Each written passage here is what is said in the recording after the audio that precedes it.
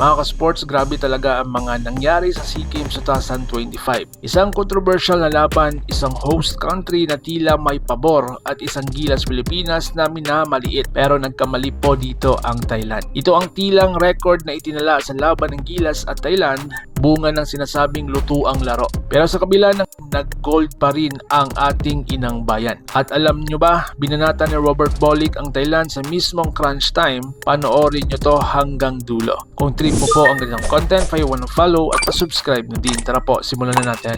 Mga ka-sports, kung hilig ninyong bumili ng mga gilas jersey, gilas accessories at mga gamit na pang basketball, habang nanunood po kayo sa aking mga videos, kindly check this basket on this lower part ng ating video at magpa-pop up yung ating mga items sa gilid. Mga legit po yung mga items dyan, and see to it po na makabili po kayo ahead of time kasi meron po yung mga discounts and mga promos depende po sa seller. And also, kunting suporta din as a content creator po. Salamat!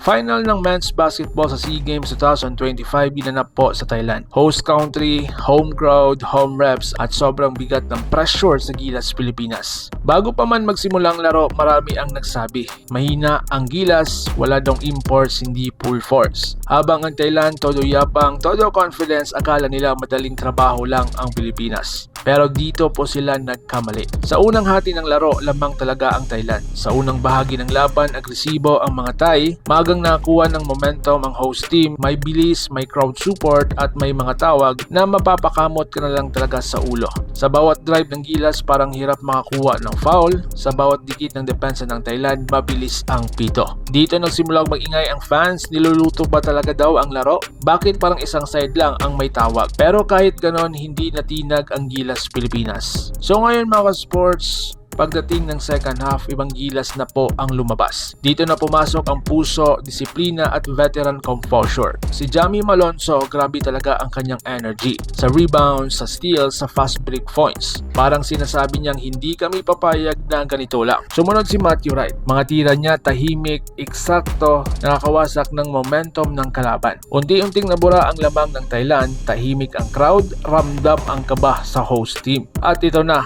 ang pinakamatinding parte ng laban, crunch time. Isang mali, tapos na po ang pangarap. Dito lumabas ang Robert Bolick na kilala natin. Hindi nagpanik, hindi nagmadali, clutch free throws, matatalinong desisyon, leadership sa loob ng court. Habang ang Thailand, nagmamadali, nagkakamali, nagpe-pressure. Dito mo makikita na minamaliit nila ang gilas, pero sa huli, sila ang nagkamali. Ang final score at resulta, ang Philippines po ay nakapagtala ng 70 points, ang Thailand is 64 points. Sa kabila ng pressure, kontrobersya at sinasabing luto ang laban, ginintuan ng gilas Pilipinas ang SEA Games 2025 Men's Basketball 5v5. At hindi lang yan, kasabay nito na gold din ang ating gilas women kontra Thailand. Ibig sabihin double gold, back-to-back gold para sa ating inang bayan. Mga ka-sports, hindi lang ito basta panalo ito ay patunay na kahit wala tayong imports, kaya talaga ng Pinoy. Sagot sa mga bumabati ko sa gilas at mensahe natin ito sa Southeast Asia na basketball ay Pilipinas pa rin. Kahit luto, kahit diado, kahit minamaliit, pusong Pinoy pa rin ang nananaig. Kung proud ka sa gilas Pilipinas, i-like mo po ang video nito. I-comment mo kung anong masasabi mo sa mga laban nila at huwag kalimutang mag-subscribe para sa mas marami pang gilas updates. Ito ang tunay na gilas ng Pilipino. Hanggang sa susunod, para sa bayan, para sa bandera, laban Pilipinas puso. So paano? Ingat po kayo.